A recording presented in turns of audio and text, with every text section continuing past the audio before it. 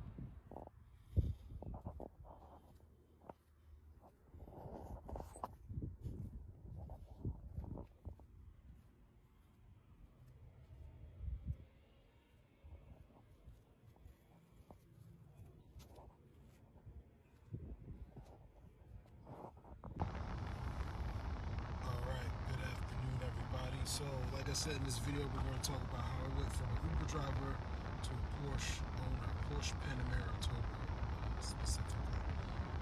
Whenever it comes to buying anything such as a car, pretty big purchase in most people's lives. Pretty much all people's lives, actually. I'm sorry. All people's. I know it's a big purchase in my life, to be honest. Because it was a dream car of mine. It's a dream car that I've always wanted. And, I love the Panamera. I love how spacious and how big it is. And it's also a V8, so I love the power that it puts down.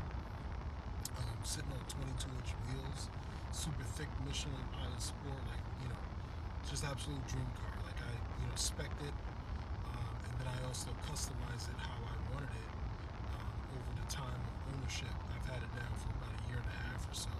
So over that period of time of ownership that I've had it, I've just kind of been, tuning it to perfectly how I want it. Obviously, we're gonna look at a couple videos of it, a couple pictures of it, just kind of show you guys. But I just wanted to talk about that. All right, so here's the question on everybody's mind: how you go from an Uber driver to a Porsche owner? Well, just like with anything, especially when it comes to America, guys, you got to work hard. You got to work hard. I was blessed. I was truly, truly blessed. I was able to save some type of money, and just kind of do, kind of get that. It didn't just happen overnight, just like that. It's been a long time coming. I've been eyeing this car for many years, so it's been a long time coming. Manifesting, doing all the things, that can help me get this car and also maintain this car. Occasionally I do Uber in it just because I'm trying to get around town, do certain things, as well as, just pick up a couple dollars, because gas ain't cheap. Gas ain't cheap, okay? So I do, occasionally, not like full-time, I wouldn't even say part-time, it's kind of like on-call, certain Fridays and Saturdays, and that's pretty much it. Other than that, during the week, I sort of own my own detailing company, so I'm always detailing, whether it's a private client's house or at the shop that I work at. Just kind of doing those things from time to time. And that's just kind of maintaining it. Obviously, I do have a warranty on it, so for any major things, it's covered for the most part, which is great. But how do you go from A to B, right? How do you go from an Uber driver to someone who becomes a Porsche owner? Like I said, it's going to take a lot of patience. It's going to take a lot of strategic planning. It's going to take a lot of, just being, being in the moment, right? Truly enjoying the process, right? Because if I was just handed a Porsche, if I was, grew up with a silver spoon in my mouth, and I was just handed a Porsche for my birthday, I don't appreciate it as much as working hard to get it, right? So, like I said, it's strategic, it's planning. One of the things that, I will break it down to you guys like this. I was telling somebody this the other day. I was like, if you, let's say, it's you and a spouse, right? You and a spouse, and you guys are making $4,000 a month each, so $8,000 a month combined.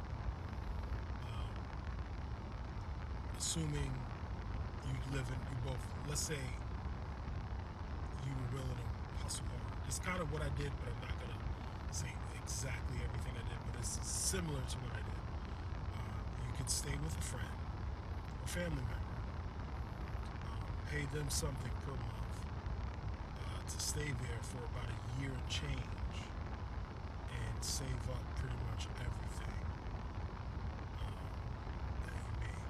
Don't go crazy. Don't be out every weekend buying food, all that. No. Grind it, right? Save all that. So here's the reality. If you save $3,000 a month for 12 months, that's about $3,200, I believe. I did the math the other day. That's what I'm not like a math genius, but it was like 32 something, 32,000 something, right?